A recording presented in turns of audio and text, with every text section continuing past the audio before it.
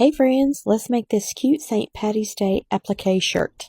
The pattern for the clover is really just a heart. It's just not a deep cut V heart. So that's what I've drawn here. And I'm going to give you the measurements of mine. From the top of the curve down to the point is 5.5 inches.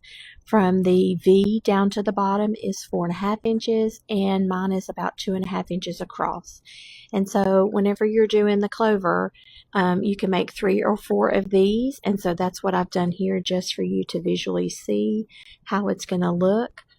And then the stem is going to be 3/4 of an inch across, and I made mine about 4 inches long, and I did curve mine at the bottom. You don't have to do that. And I've just decided to use 3 hearts instead of 4 because I've never found a 4-leaf clover, and I'm pretty lucky, so I'm just going to make mine with 3. You do whatever you want to do.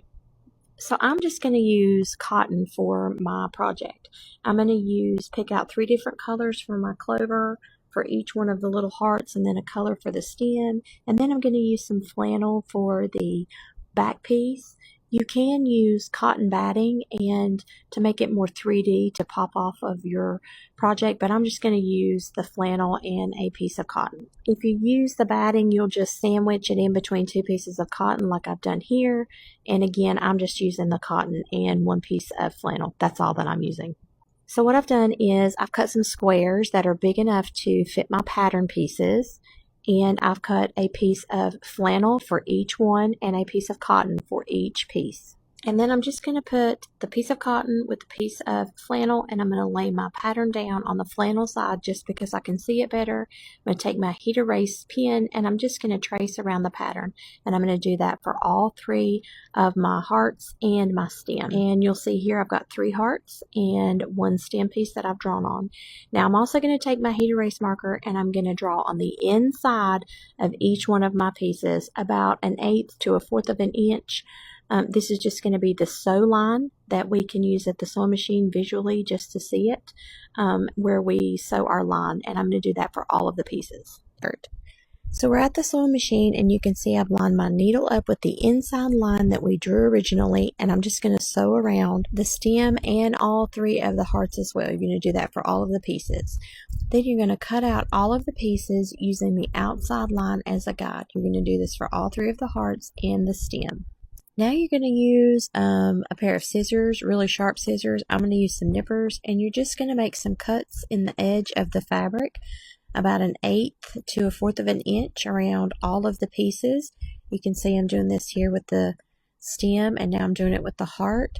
And just be really careful. Try not to cut through your stitches. If you do, it's okay. You could take it back to the sewing machine and put in a few extra stitches there.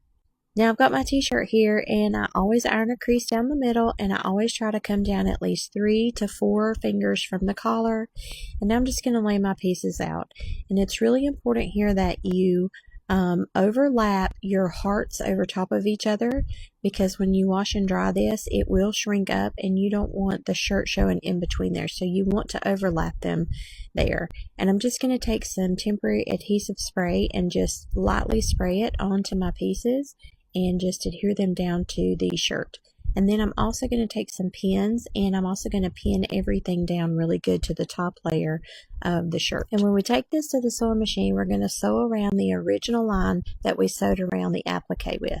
And if you're worried about sewing the front to the back of your shirt, turn it over, ruffle it up from the bottom up to the collar, and tie it up. That'll help you to not sew the back to the front.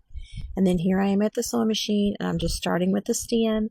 And I'm just going to try to stay as close to that line as possible. And once you're finished, you are going to trim up all your threads, take out your pins, and you're going to take it to the washing machine and wash and dry it.